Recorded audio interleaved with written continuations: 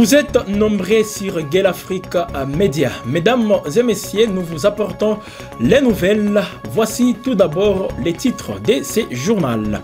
À la une, des tirs nourris d'armes lourdes et légères ont retenti dans la nuit du 11 au 12 avril à Goma, dans l'est de la République démocratique du Congo. Selon des sources sécuritaires, ces détonations s'est réduit à des affrontements entre les forces armées congolaises et les rebelles du M23 qui contrôlent actuellement la ville.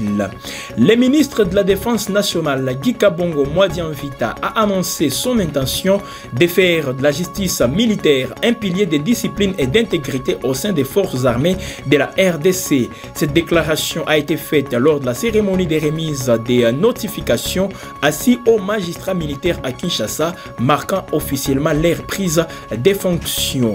Autre titre, le 11 avril a marqué le 14e anniversaire de l'arrestation de l'ex-président Laurent Gbagbo après son refus de céder les pouvoirs à Alassane Ouattara, vainqueur de la présidentielle de 2010. Cette crise post-électorale a plongé les pays dans 5 mois de violence, faisant officiellement 3000 morts et plus de 150 femmes violées. Voilà tout pour les titres.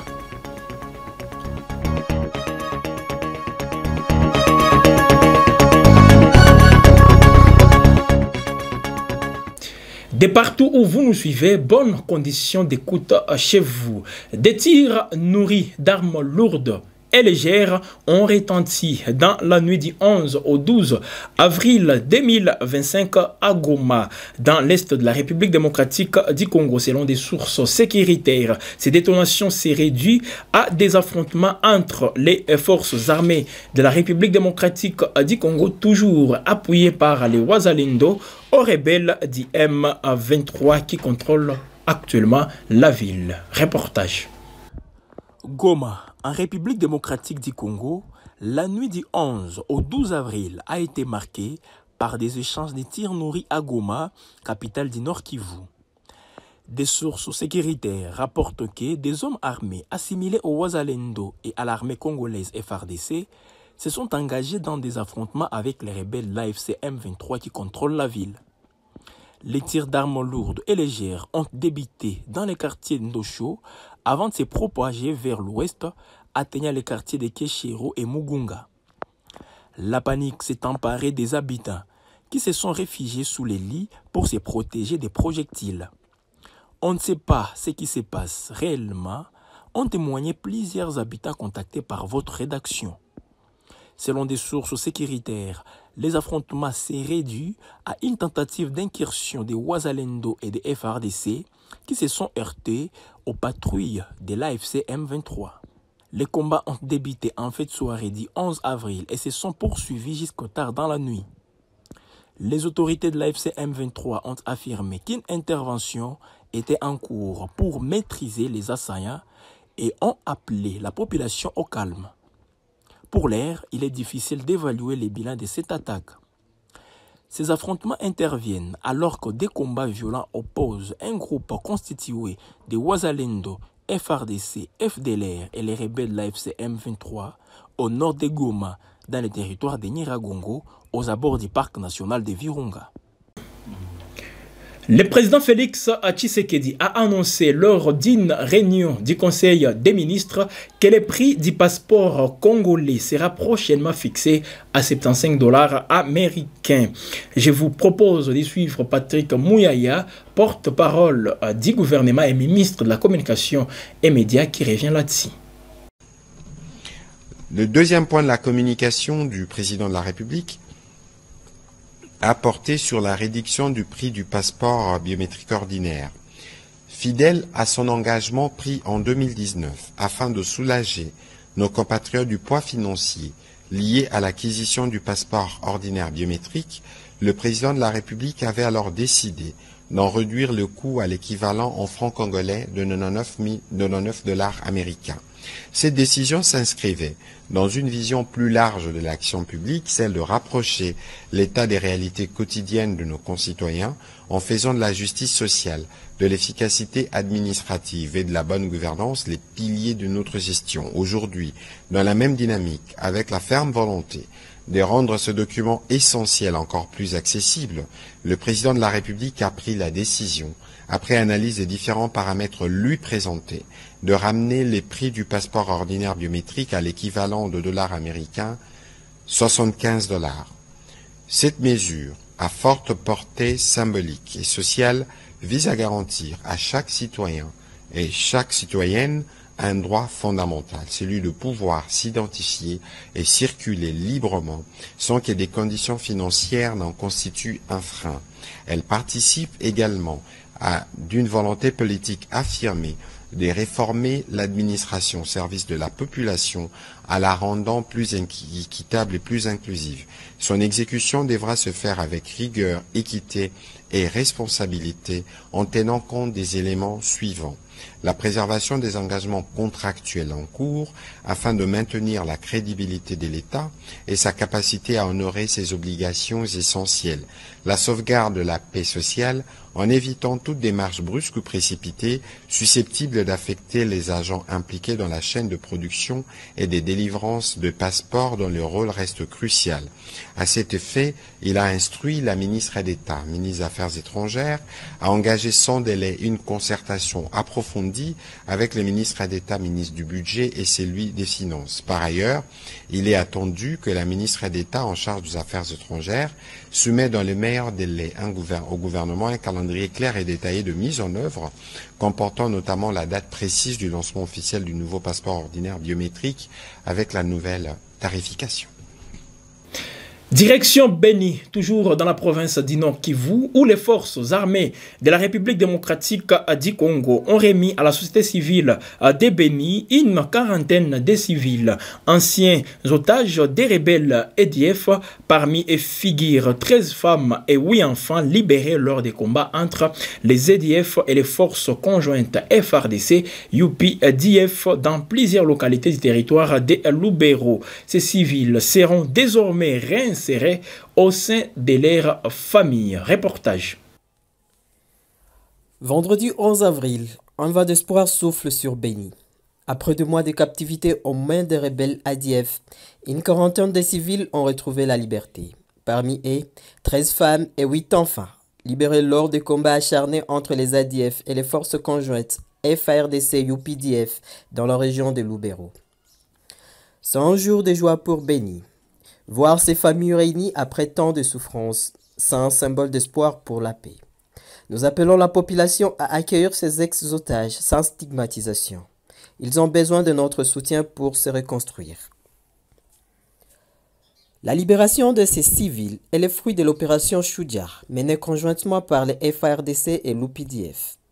Cette opération marque une étape importante dans la lutte contre les ADF, un groupe armé qui terrorise la région depuis des années.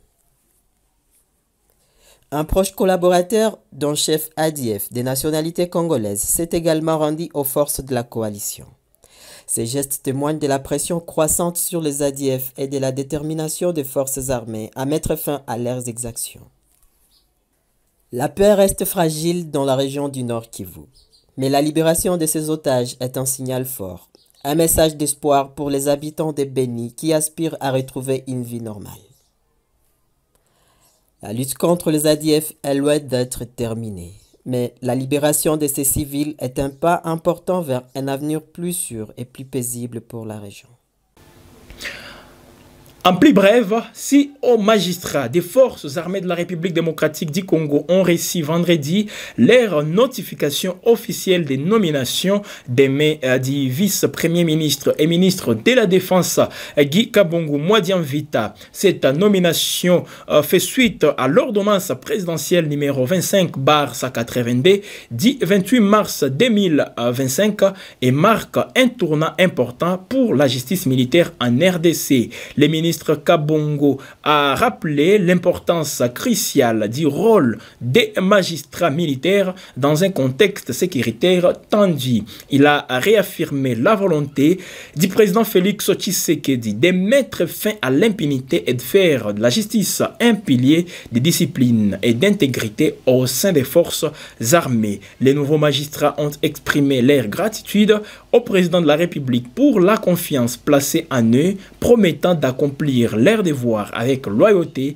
sérénité et détermination. Toujours dans les mêmes chapitres, le ministre de la Défense nationale, Guy Kabongo Mwadiamvita, a annoncé son intention de faire de la justice militaire un pilier de discipline et d'intégrité au sein des forces armées de la RDC. Cette déclaration a été faite lors de la cérémonie des remises des notifications assises aux magistrats militaires à Kinshasa, marquant officiellement leur prise des fonctions.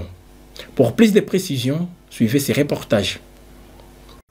Le ministre de la Défense nationale, Guy Kabongo Mwadiamvita, a affiché jeudi 10 avril sa ferme volonté de faire de la justice militaire un rempart de la discipline et de l'intégrité au sein des forces armées de la République démocratique du Congo. Lors d'une cérémonie solennelle à Kinshasa, 6 hauts magistrats militaires ont reçu leur notification officialisant leur prise de fonction. Le ministre a exhorté ces juges à faire preuve de rigueur, d'impartialité et à appliquer les codes de justice militaire à la lettre. Dans le contexte sécuritaire actuel, marqué par des tensions et des défis complexes, le rôle de la justice militaire est crucial, a déclaré le ministre Kabongo Mwadiamvita. Les hauts magistrats, conscients de l'importance de leur mission, ont réaffirmé leur engagement à servir avec loyauté, sérénité et détermination. Nous sommes les gardiens inflexibles de l'ordre et de la loi, ont-ils déclaré. Pour le ministre, la justice militaire est un outil essentiel pour le redressement éthique et disciplinaire des forces armées. Elle est appelée à jouer un rôle central dans l'assainissement du secteur de la défense et de la sécurité. Cette initiative marque une nouvelle étape dans la quête d'une armée forte et respectueuse des lois, un objectif crucial pour la stabilité et le développement de la République démocratique du Congo. Ce journal se poursuit, mesdames et messieurs. Malgré la reprise des discussions entre le gouvernement congolais et l'AFC M23 à Doha, au Qatar, les combats se poursuivent activement dans les provinces du Nord Kivu et du Sud Kivu. Au Sud Kivu, précisément dans le secteur de l'Emera, dans le territoire de Kalehe, des combattants Wazalendo ont repris une dizaine de localités, dont Changé, Bouchakou 1 et 2, ainsi que Nyawaronga, selon des sources locales. Suivez ces reportages pour en savoir plus. Malgré la reprise des négociations entre le gouvernement congolais et l'AFC M23 à Doha, au Qatar, les combats se poursuivent avec une intensité accrue dans le nord et le sud Kivu. Au sud Kivu, les tensions montent d'un cran. Des combattants Wazalendo ont repris le contrôle d'une dizaine de localités dans le secteur de l'Emera Kalehe, notamment Changé, Bouchakou 1 et 2, ainsi que Nyawaronga, selon des sources locales. Ces offensives, lancées entre Bukavu et Uvira, font suite au redéploiement des combattants de l'AFC M23 qui préparaient une attaque sur d'autres villes stratégiques de l'est du pays. Au nord Kivu, la situation est tout aussi volatile. Ces 2 derniers jours, l'AFC M23 a occupé 7 villages dans le territoire de Lubero, tandis que Walika, le centre, est désormais sous le contrôle de FARDC et de Wazalendo. En périphérie de Massissi, les Wazalendo mènent des offensives pour déloger les rebelles, mais sans succès. Dans ce contexte tendu, la rébellion a dénoncé jeudi 10 avril une violation du cessez-le-feu par le gouvernement congolais, alimentant les craintes d'une escalade du conflit. La deuxième phase des pourparlers a débuté le 9 avril à Doha, mais le format exact et l'agenda restent flous à l'absence de communication officielle de la médiation qatari. La communauté internationale suit de près l'évolution de la situation, craignant une nouvelle flambée de violations dans une région déjà meurtrie par des années de conflits. Rendons-nous en Côte d'Ivoire pour terminer ce journal. Le 11 avril a marqué le 14e anniversaire de l'arrestation de l'ex-président Laurent Gbagbo après son refus de céder les pouvoirs à Alassane Dramane Ouattara, vainqueur de la présidentielle de 2010. Cette crise post-électorale a plongé le pays dans 5 mois de violence, faisant officiellement 3000 morts et plus de 150 femmes violées. Reportage. 14 ans après l'arrestation de Laurent Gbagbo, marquant la fin d'une crise post-électorale meurtrière, la Côte d'Ivoire se souvient. Des mémoriaux ont été inaugurés hier vendredi à Abidjan en hommage aux victimes des violences qui ont ensanglanté le pays pendant 5 mois en 2011. Le premier mémorial, situé à Anador, dans la commune d'Abobo, commémore les massacres de 7 femmes en mars 2011, alors qu'elles manifestaient en soutien à Alassane Ouattara. Le second à Yopougon, Yahoo Sehi, un autre quartier d'Irma touché par la crise, rappelle les lourds tributs payés par la population. Ces œuvres d'art, réalisées par des artistes ivoiriens, ont pour but de transmettre aux générations futures les récits de cette période sombre. Ces œuvres disent à nos enfants ce qui s'est passé. Elle nous soulage, a déclaré Madeleine Gauzet, porte-parole des victimes. Nos enfants se souviendront de nos souffrances endurées et nous lançons un appel afin que ce qui s'est passé ne se reproduise plus jamais. Mais au-delà de la commémoration, les victimes réclament également une réparation pour les souffrances endurées. Mamadou Kone, ex-mécanicien touché par une balle perdue et désormais handicapé, témoigne de son quotidien difficile.